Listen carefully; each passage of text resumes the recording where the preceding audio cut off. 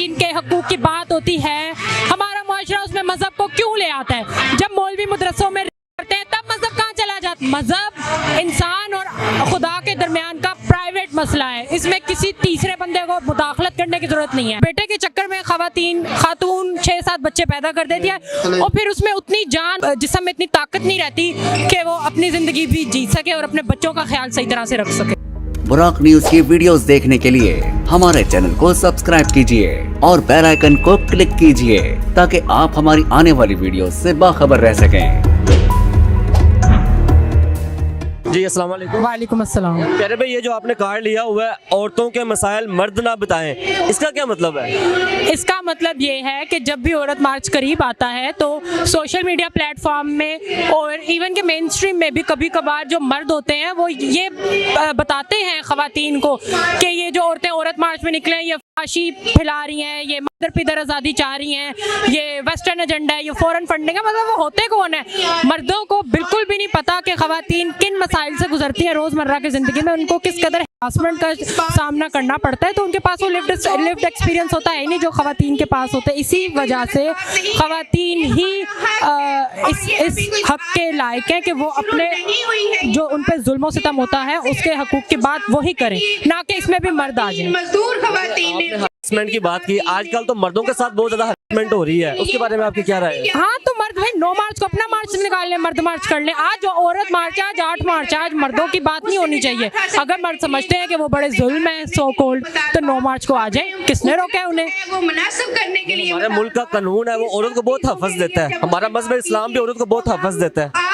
देखिए, आपने मजहब की बात की तो बिल्कुल ठीक है, मजहब खवातीन को हकूक देता है, लेकिन मसला है कि मुसलमान मर्द नहीं देता औरतों को हकूक। तो हमारी जंग उन मर्दों से है जो खवातीन को हकूक नहीं देते, उनको अपने बराबर इंसान नहीं समझते। लेकिन सारे कानून बने हुए हैं, इम्प्लीमेंटेशन में फ़र्क आ रहा है। बजाय इसके कि हम इस तरह ये कहें कि मर्द उनको दें तहफ़्फ़ुज़, बजाय कि जो हमारा कानून है उसकी इम्प्लीमेंटेशन कम्प्लीट हो। देखिए, ये खवातीन का बिल्कुल हक है कि वो जिस मर्जी से आए एहतजाज करें, चाहे वो नाचे गाएं, क्योंकि ऐसे ही उन्हें आपको पता है कि जब वो मेरा जिस्म मेरी मर्जी का नारा नहीं आया था तब इतने मैसेज को नहीं पता था कि औरत मार्च क्या होता है, लेकिन जब वो प्रोवोकेटिव नारा आया तब पूरे पाकिस्तान को पता चल गया कि औरत मार्च भी कोई चीज़ होती है। और आई थिंक यही इसकी सक्सेस है कि आज जब भी औरत मार्च आता है तो पूरे मुल्क में एक डिस्कशन स्टार्ट हो जाती है कि औरत मार्च आने वाला है, वहाँ पे खवातीन अपने हकूक की बात करेंगी। तो मेरा जिस्म मेरी मर्जी का मतलब है कि औरत के जिस्म पे सिर्फ उसी की मर्जी होगी, उसकी ताकत से ज़्यादा उससे बच्चे पैदा ना करवाए जाएं। जितना उसका जिस्म इजाज़त देता है, उसकी मेडिकल हेल्थ इजाज़त देती है, उतने उससे बच्चे पैदा करवाए जाएं।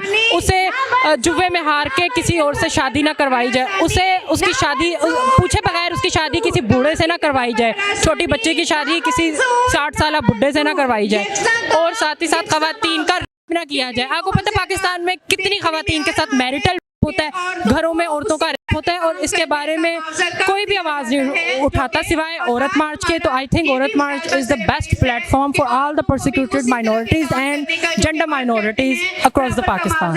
आपको ये लगता है कि हमारे मुल्क के अंदर जो औरतें हैं उनकी मर्जी के बगैर उनके साथ बच्चे पैदा किए जाते हैं और ज़्यादा पैदा किए जाते हैं? हाँ, ऐसा होता है। ये कैसे पॉसिबल है? ये पॉसिबल है, मैंने आपको बता दिया ना, जब मैरिटल रेप होता है खवातीन के साथ उनकी इजाज़त के बगैर। वो तो एक इशू है, जो शादी के बाद बच्चे वो तो मर्जी। आपको पता है ये प्रेशराइज कौन करता है? मर्द करते हैं कि औरतों के अगर पहली औलाद बच्ची हो गई तो दूसरी दफ़ा मर्द और हमारा मुआशरा जो पिदर शाहाना मुआशरा वो औरत को प्रेशराइज करता है कि तुम दूसरा बच्चा भी पैदा करो, हमें बेटा चाहिए, बेटा चाहिए। तो बेटे के चक्कर में खातून 6-7 बच्चे पैदा कर देती है और फिर उसमें उतनी जान उसकी जिस्म में इतनी ताकत नहीं रहती कि वो अपनी ज़िंदगी भी जी सके और अपने बच्चों का ख्याल सही तरह से रख सके। इसका मतलब ये हुआ कि हमारी सोसाइटी के अंदर जो मर्द है उनकी तरबियत में उनकी उनकी तबीयत अच्छी होने वाली है। हाँ बिल्कुल, ये इसीलिए उन मर्दों को एक ये पैगाम जाता है औरत मार्च की तरफ से कि अब औरतें जाग चुकी हैं, ये मर्दों के जुल्म सितम को बिल्कुल नहीं सहेंगी और ये अब मर्दों को शट अप कॉल देंगी। अब मुसलमान है आप भी। हाँ अच्छा, हमारा जो मजहब है इस्लाम है वो कहता है कि जो औरत है उसकी इज्जत पर्दे के अंदर है। यहाँ पे आप जिस तरह ये खवातीन, आप इसके बारे में क्या राय रखते हैं? देखिए, पहली बात तो मैं ये वाज़ेह कर दूं कि जब भी खवातीन के हकूक़ की बात होती है, हमारा मुआशरा उसमें मज़हब को क्यों ले आता है? जब मौलवी मदरसों में करते हैं तब मज़हब कहाँ चला जाता है? नहीं, एक मिनट मुझे बात सुनने दे। जब मौलवी मदरसों में बच्चों का रेप करते हैं तब वो मज़हब कहाँ चला जाता है? कुरान पढ़ाते हुए एक बच्ची का मौलवी ने कर दिया, मौलवी हरासा करते हैं, तब इनको इस्लाम क्यों नहीं याद आता?